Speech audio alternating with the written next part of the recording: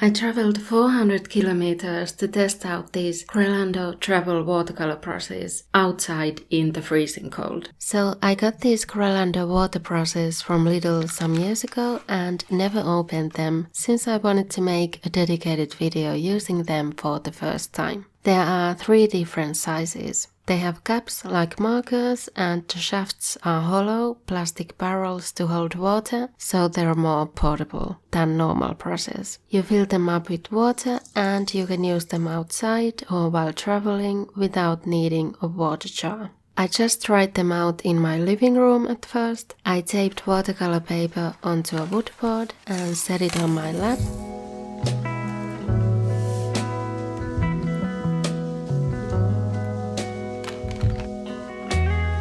Can I paint slouching on the couch? Yes, kind of. Although I have a table next to me, so using a water jar wouldn't be too difficult either. You need to lightly press the barrel to make the water come out onto the pan or on the palette, but don't push them too much. You can see how much water flows out of the barrel into the brush. I don't know what happened, but it's like there's wax on the paper. The paint is not sticking normally to some areas. Once I let it dry and painted a second layer on top, there was no issue anymore. So I'm not sure what that's about, but we'll keep an eye on it for the rest of the video. I set some of my houseplants around me to paint random sketches of them.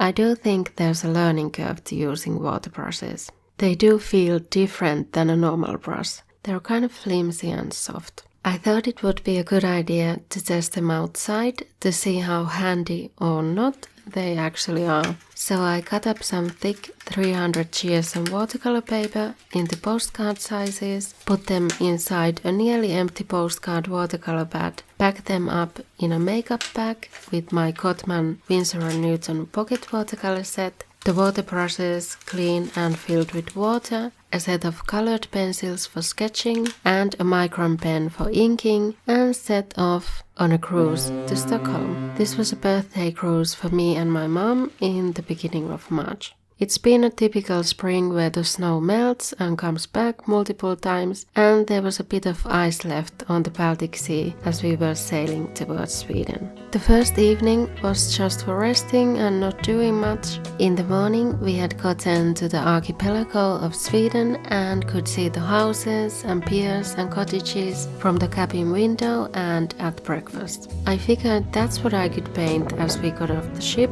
when we arrived in Stockholm. We walked out the harbour and settled in the first park that came along. I think it's called the Finnish Park actually, or something about Finland anyway. There was this picnic table that worked well for a little painting session. It was very dirty though, and I realized I didn't bring any kind of sitting pad to sit on, so I used a plastic bag instead. And I didn't end up using the masking tape, I just attached the watercolor paper pad under the elastic of my bullet journal so it didn't fly away in the wind. I wanted to paint one of the nearby buildings and I started sketching with a colored pencil. It was so cold, not the temperature, but the wind was incredibly cold, so I had to wear gloves. I used the micron pen for inking and then took out the middle size of the water brushes and started painting. I wasn't really sure what kind of a style I wanted to do this one, and since it was cold, I just tried to do it quickly.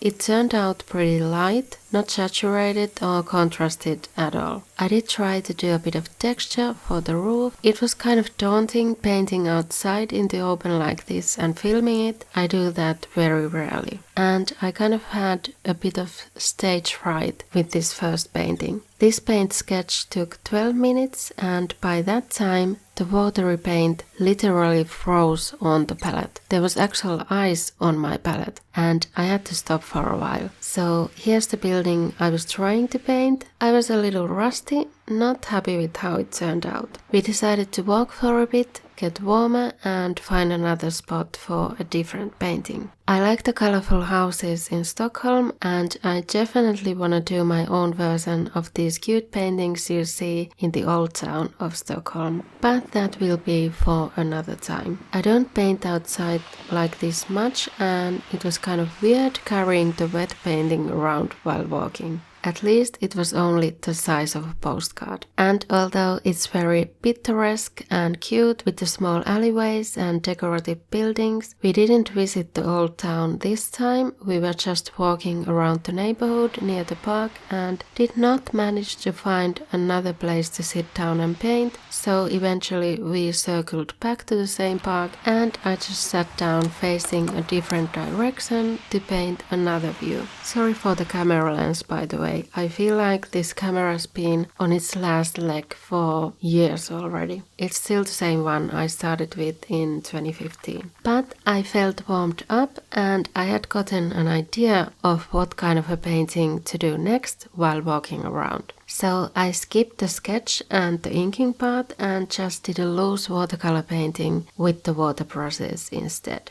I think I also learned to control the amount of water I used better and managed to make a more saturated painting. I loved the old trees in the park and wanted to include one of them with the bare winter branches and a few colorful apartment buildings in the background. No rigid lines this time, just these loose colorful blocks with dark blue rectangles for windows. In hindsight, I could have switched up the colors of the windows to make it just a tad more realistic, but I didn't have much time to think since I wanted to get this one done before the paints froze again. I didn't have an issue with the waxy feeling of paint not sticking to the paper anymore, so I'm thinking maybe there was some coating on the brushes and they just had to be broken in, or maybe I had spilled something on the other watercolor paper. Not sure, but I like that the set had 3 different brushes, so you can use them for different colors when you're outside and maybe don't have an easy way to clean off the brushes between colors. I think you could even use them to paint without a watercolor palette by putting different colored watercolor paint water inside each brush and just taking the brushes and a watercolor paper with you. The second painting took me 10 minutes. I still wanted to finish up the first one later, but the cold wind was killing me, so we had to head back to the ship. We sat in the jacuzzi at the spa before the ship sailed off again, and here's some sunset footage from after dinner as we were sailing out of the Swedish waters. The next morning, before we arrived back to Helsinki, I decided to finish up the first painting in the cabin on the bed. Now that I had figured out the style I liked, it was easier to use it for this sketch too. So I painted a couple of big trees in front of the building and added a sky. I think the inking could have turned out better if I had brought 2 micron pens and used varying line weight. I'm glad I got to do this one inside because the weather got a lot colder and there was a lot more ice on the way back too as we passed the Suomenlinna Sea Fortress and other islands on the way to the harbour. This is how far I got with this painting. I still much prefer the other one though. If you want to see me torture myself with another painting challenge, watch how I tried painting for 12 hours straight. See you there. Gotten to the archipelago.